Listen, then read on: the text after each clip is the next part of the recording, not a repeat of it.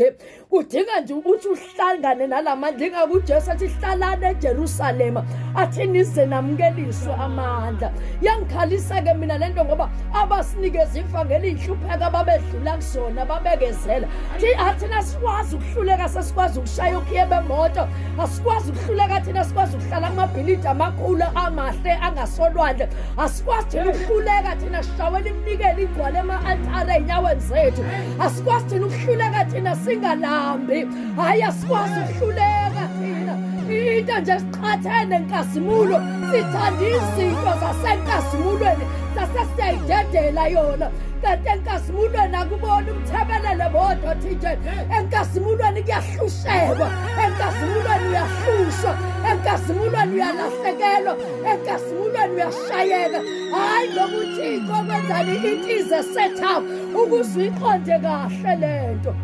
Mina I refuse ukuba i-ordinary kholwa.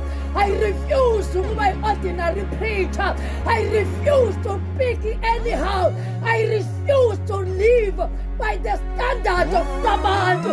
But each and every time ngithi mangcwele let your will be done. Sisakaze mangcwele sahlule mangcwele. Ngithi iBhayibheli abafundi bakaJesu asemukisiwe bathelwa ngey'nhlupheko laba beshona khona TJ babefike bashumayela ivangeli.